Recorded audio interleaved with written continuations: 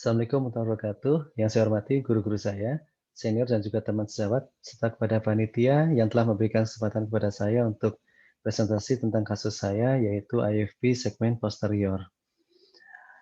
Seorang laki-laki usia 35 tahun, di mana 2 hari sebelum masuk rumah sakit, mata kiri yang terkena pecahan besi saat sedang memalu. Matanya kabur, merah dan nyeri.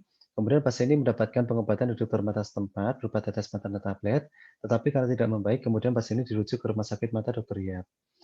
Dari pemeriksaan, kita dapatkan visusnya seperti keratus dan koreanya edema, dan juga didapatkan laserasi 2 mm pada jam 2 dengan iris prolap. Kemudian pada anterior chamber juga kita dapatkan clot dan kekeruhan, irisnya tidak bulat, kemudian lensa dan vitreusnya juga keruh. Kemudian dari USG kita dapatkan kekeruhan pada cavum vitreus yang mungkin berupa darah atau sel peradangan, dan kita curigai adanya IWFB. Sehingga pada pasien ini kita diagnosis dengan laserasi kornea dengan iris prolap, katarak kromatika, kekeruhan vitreous dan IFB. Dan rencananya kita lakukan repair pada kornea, vacuumemulsifikasi, vitrektomi, evakuasi IFB, endolaser, dan injeksi silikon oil. Berikut operasi yang saya lakukan. Mula-mula saya berusaha untuk melakukan reposisi iris melalui insisi pada kornea, tetapi karena sudah terjadi pelengketan, iris saya potong sehingga iris yang lainnya bisa masuk dengan sempurna. Kemudian saya lakukan penjahitan dengan nilon 10-0 pada laserasi kornea dan juga pada main incision. Dengan 25G, saya melakukan vitrektomi. Tampak sekali vitreous sangat keruh oleh sel darah dan juga kemungkinan lensanya juga keruh.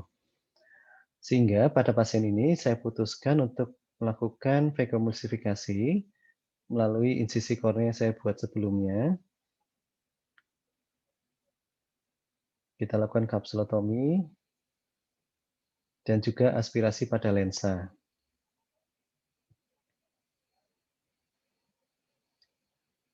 Setelah itu kita lihat bahwa media refrakta sudah semakin jernih dan vitrektomi bisa menjadi lebih baik lagi. Saya lakukan kapsulotomi posterior dan kornea sedikit saya gosok agar media refrakta juga cukup jernih. Kemudian kita lakukan vitrektomi kembali, terutama di daerah sekitar IFB dan juga robekan retina, juga seluruh lapang periferi retina. Kemudian setelah cukup bersih, saya masukkan soft tip kanula. Dengan soft tip tersebut saya menarik IFB dengan vakum.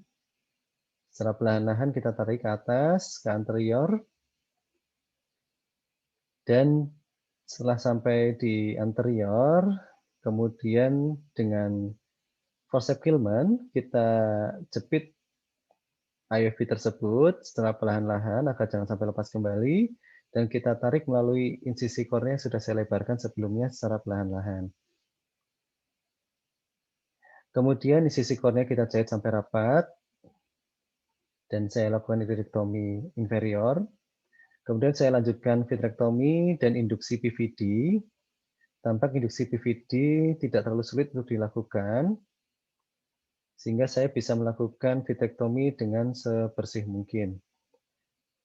Saya lakukan vitrektomi kembali di daerah robekan retina dan juga di area perifer. Kemudian pada pasien ini kita lakukan endolaser sekitar robekan retina dan juga endolaser preventif 360 derajat. Kita lakukan FAX dan injeksi silikon oil. Kemudian saya injeksikan moxifoxacin sebagai preventif antibiotik. Lalu kita cabut semua. Irigasi betadin. Dan operasi selesai. Kemudian pada H+1 bulan kita dapatkan segmental sudah cukup tenang, kemudian retina test dan tampak jejak laser sekitar robekan retina sudah mulai terbentuk. Untuk plan selanjutnya, kita akan melakukan evakuasi silikon dan implantasi IOL. Demikian presentasi kasus saya, semoga bermanfaat.